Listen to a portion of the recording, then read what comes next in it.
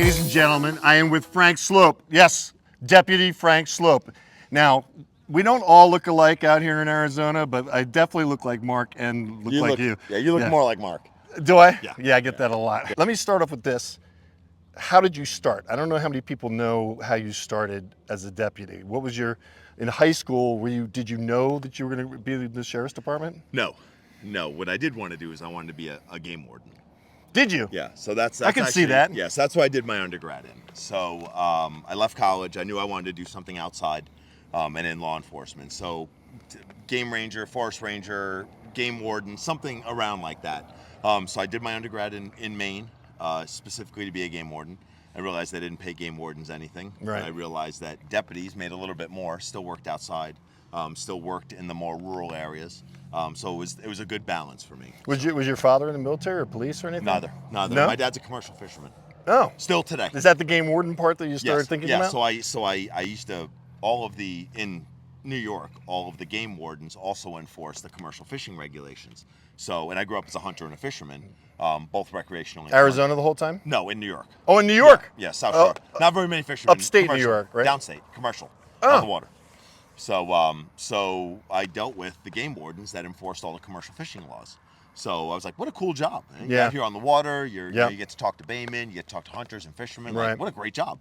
Talk to like-minded people. So it got me into that, and then I found this kind of the right balance. So And what's the education that you had to do to become a sheriff? Was it just a test and then go from there? Yep, it's a whole testing process. Did you pass the first time? I did. Oh, good job. I did, yeah. So oral board, physical, background, written test, and then you go through it. You do a psychological, you do a physical test like doctor's. And you physical. passed the psych test?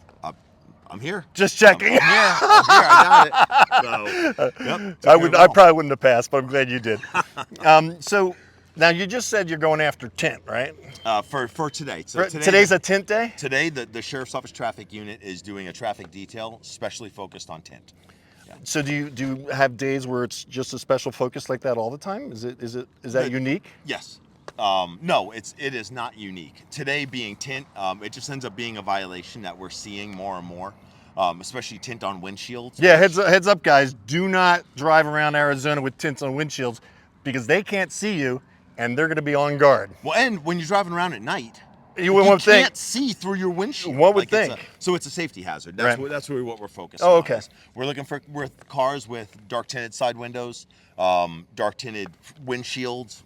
And it's very specifically specified in Arizona law that you can't have tint on your windshield.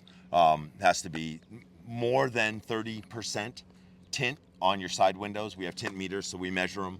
And that's to protect you, the tint on the side windows and the back windows, right? Both. It's still the same thing, visibility. You can't see. Yeah. And then for us approaching a car. Yeah. Right. So it's a little bit of both. Now, you mentioned on one of your videos, because I was deep diving into Frank here, that It's a lot of hours, man. I know. My deep dive was as best I could. Now, you said that Mark Lamb is nicer than you are. Oh. Now I've seen the videos, and you guys both seem totally respectful to everybody. Where's the difference? I write tickets. That's it. That's it? You write more tickets? Yeah, we are both of us, we both like to talk to people. We both like to meet people out in the in public. We talk to people all the time, but I write a lot more tickets than he does. That's funny. Well, and they're friendly. They almost appreciate you as they're getting the ticket, which is, again, another example, guys. Respect these people. They'll show you respect. We were talking about that before. 100%. Yeah, we were talking about before the interview. It's like, show respect and you'll get respect. Act crazy and it's not going to be good for you. It's not good for you. That's it. Okay, so let's go a little political. Okay, let's see. A little political. Okay, we'll just see. a little. All right. What do you think of the current state of affairs in policing is today in 2024? Better than it was in 2020. Better. Better. Absolutely better. Tell me why. I think we're getting away from that that stigma that we had nationally, where there was just a huge... the turnaround from how bad it got with defund the police and scenario. All that. I won't even say what party said that. You guys can imagine. You know what's but we're trying to keep as neutral as possible. Yeah. So we're getting, the pendulum is swinging back where people are realizing, and there's cities around the United States that had a philosophy of, hey, we need to defund the police. And then those cities are realizing, hey, we need police. Like, we need order. We need law and order to make our society run smooth. And unfortunately, the cities had to burn for them to realize that. And they did, right. And But police now- stations. And police stations and people's homes and people's businesses and people's property and Dying. all of that. Dying. Which I don't know what, like, you have someone that worked their whole life. And I'm a previous small business owner. I'm a current small business owner. What was your small business? I owned a gym up in North Phoenix. Okay. So You got guns? Yeah, a little bit. I'm working on it. So we, but they, you know, you have these people that have spent their whole lives building a business, and then to prove your point of how much you hate police, you go and set some innocent person's building on fire and destroy their livelihood. Like I could never see the correlation between I don't like law and order and I'm going to burn down my community. Exactly. I could never see that bridge. Now, I like to think few people do. I would hope that there would be that sense would be common, but common sense isn't common anymore. That's true. The mainstream media is steering us into creating racists by what they propagate online, because unfortunately gets clicks, you know, and everybody's attacking everybody. We're polarized. Yeah. But the great thing about what you're doing is just starting to get people to understand, oh, deputies can be cool. Oh, super cool. I know. And you're like an example of that. This agency allows us to be cool, to be human. We don't have scripted traffic stops. It's not. When you go up to a traffic, to a person, you have to say A, B, C, and D, and you have to do this in this order.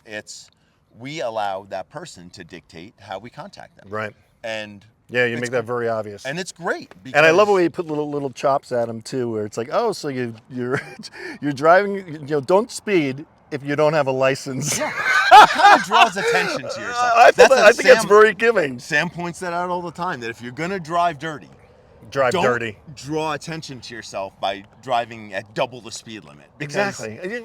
I'm going to find you. Yeah, I guess it starts off with lacking common sense driving without a license, right? I mean, that's the start.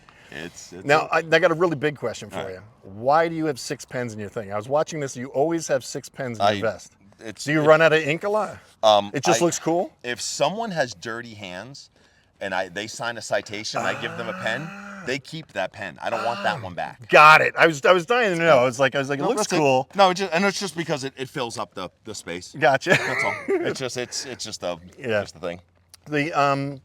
What do you think people can do now to start to turn around? I mean, you're doing it by doing these videos. What do you think just the average citizen can do to help change the perception of police, other than showing you guys respect? That's the biggest part. Is that the biggest part? It's really the biggest part, and it's electing officials like Mark Lamb, that who runs this agency and brings that ability to be personable. Right. Can I say something political about Mark? It's not about you. You can. I'm just yes. Okay. All right. I'm going to say it. Mark's not going to like this if he sees this interview. Oh boy. All right. Because he's such a nice guy. Kari Lake is not going to get elected, okay? She's not going to get elected in Arizona. It's a purple state. Gallegos is polling better than Gallegos, and the poll is Mark's a lot closer, and Kari Lake's not. That's why the mainstream media keeps talking about it. Okay, I'm back. I can't. He's your boss. I know you can't. I'm on duty. That's why I asked. That's why I asked. That stuff is out of realm. I know. That's why I asked permission. Yes. I can cut that out if you want me to. If it's in, he approved it. The thing is, I've got a team that supports me, and they wanted to ask you a specific question. Okay. Is there a quota at the end of the month or at some point in time that you're motivated to give more tickets than less because you got to meet a quota? Does that exist in the sheriff's department or the police department? Superior Court, so the court over all of the United States says that quotas are illegal. We can't do quotas. There's no such thing as quotas. I think that came from like the 80s. So there's no deadline of where you got to make a certain amount of tickets. All right, there you go. There you go. You can't. It is illegal for a department to do that. You can't. A lot of people make that assumption it came from early on, like in the 70s and 80s, and before that law went into effect. From my understanding, that's where that came from. But we do not. There is no such thing as quotas. I write just as many tickets on the 1st as I do on the 15th and the 20th. You're very believable. I'm taking your word for that. I know. I just write them. Hopefully, you guys receive that what he's saying. Now, a lot of agencies will say, "Hey, we want you to do something." Has nothing to do with the issuance of citations, but it's like what they don't want you to do is find a shade tree and go to sleep under it. Right. Right. So go out and do something. Go out and contact people. Right. What you do on those contacts, that is all. No one cares. But do something. Earn the money that we're paying you. Plus, you're building up trust by getting into conversations with people you're not giving a ticket to. Right. So like, go talk to someone at a Circle K. You know, go stop someone that looks like they're looking for their dog. Right. You know, go stop someone and just give them a warning. Like, it doesn't matter. It's simply, now in my unit, the traffic unit, we are to issue citations. That is my function in life. What does that mean, to issue? I issue citations. I give people tickets. Okay. That's the issue is? To issue. Like, that is my job, is to issue citations. I still don't understand what a two issue. TO. You got, two. Yes. Two issue, got it. Yes. I was thinking TWO. No, that is my job, is to issue citations. Got it. And you're better at it than Mark. I wouldn't say I'm better. Not better. Mark's your boss, right? I'm not better at it. Is Mark your boss right now? Mark is my boss. See, he's a smart man. I do it more often than he does. Yes. So not necessarily better. I just do it more often. Right. But that's kind of how that is. So when people are like, oh, you have quotas, like the police department expects me to do something. The sheriff's office wants to know that I'm doing something. So when I'm stopping cars, I don't think it's hard to know what you're doing. That's true. Especially you. Especially me. I'm a little different, but this rule is for everyone. Right. They want us to do something to earn the money that we're getting from the citizens. Right. So whatever earning that money is, if it's looking for drug dealers, if it's stopping speeding cars, if it's investigating collisions, if it's investigating crimes against children, or burglaries, or car thefts, or looking for people with warrants, whatever it is, each individual unit has a focus. My focus is traffic enforcement, because that's the unit that I'm in. Right. Have you seen an uptick? It's kind of a question that I kind of know the answer of, but how much of an uptick have you seen in illegal immigration since 2020? Oh, it's always been there. Is it worse? Is it worse or less? I don't deal with it a whole lot here in Santan Valley, because I don't run the freeways. But I listen to it on the radio, and I'll tell you right now, our guys are busy out there. We had a load this morning. Yeah. We already had a load vehicle this morning. Yeah. So it's all day, every day, 365 days a year. You could listen to guys on the radio stop and load vehicles. And the governor Hobbs made it so you guys can't arrest people that you know are illegal recently. That is out of my wheelhouse. Sorry out about of my that. wheelhouse. Let's go back to traffic. Let's go back to traffic. So these are basic questions, and maybe you've already answered them on video, but I'm going to ask them in an interview. How fast have you ever gone, the fastest you've ever gone in a chase? 157. 157 in that? No, I was in it wasn't this one. Yeah. It was actually in this car. Yeah. The Chargers are the hardest to catch, aren't they? These Mustangs are probably Mustangs? Yeah. MustangMedic. So I appreciate that. Man. What year? The new Mustangs? We have two 22s, 5.0s with the Roush. The stage 2 package. Why aren't you driving the cool car? Because I don't. Well, first of all, I am driving the cool car. And I don't fit those. What? You don't fit? How tall are you? 6'2". I'm 6'4". Yeah. Mark's 6'4". Mark's 6'4". Yeah. But I have too much equipment in here. My whole back seat's filled with equipment. My trunk's filled with equipment. Those Mustangs are too small. Yeah. So I don't like it. Yeah. So, and it's actually lower to the ground than this thing is, and this thing is lower to the ground. Well, we certainly appreciate what you do. Oh, I think it's cool. Yeah.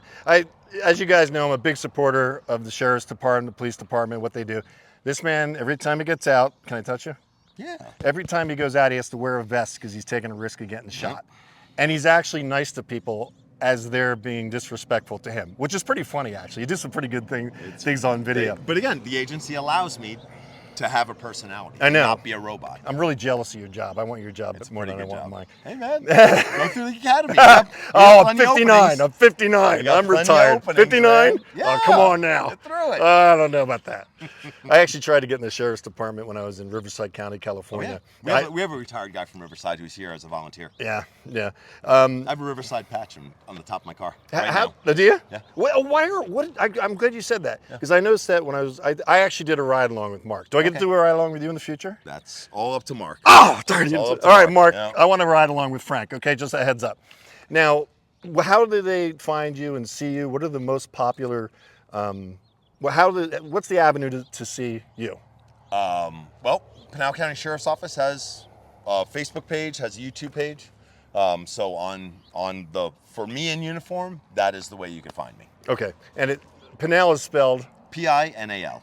Pinal County. Pinal County Sheriff's Office. Sheriff's Office. I had to say that because when I first got to Arizona, I've been here for a couple of years. Yeah. I kept calling it Pinal County. Yeah, I And hear that it all looks the like time. Pinal. Yeah. And we're not a department; we're an office Oh, okay. because our boss is an elected official. Well, I certainly appreciate Oh man, you. absolutely, it's my pleasure. It's a great meeting you in person. I had so many people saying, you got to interview Frank. You got to interview Frank. I'm like, okay, I'll do it. Hey, here I am. It's not a sacrifice. I really it. appreciate your time. I appreciate it, man. Absolutely, I'm gonna get back to work. You know you are. That's it. Ladies and gentlemen, Frank It's a pleasure, guys. Sloup, thank you.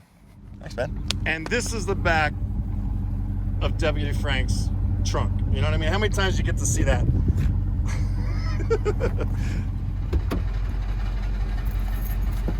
Thanks again, Frank. No, man, no problem. And So, yeah, these are all the, these are some of the patches, but we have RCMP, they're big fans. Did some work with the DEA, took a sniper school in El Paso with Sniper those guys. school? You Yeah. need that for traffic enforcement? I'm a sniper on our SWAT team. Are you a sniper in a SWAT team? You keep getting cooler, man. Yeah, that's why I have a SWAT patch. I'm learning. So yeah, so I run a bolt gun for our SWAT team. So I went to El Paso for one of the schools. So yeah, all sorts of stuff here. Some local agencies. That's cool. Yeah, so it's kind of a cool little Absolutely. place. I spend all my time in here, so I figure I might as well make it something I enjoy. Appreciate you. So you got it, man. Thank you. Makes it easy.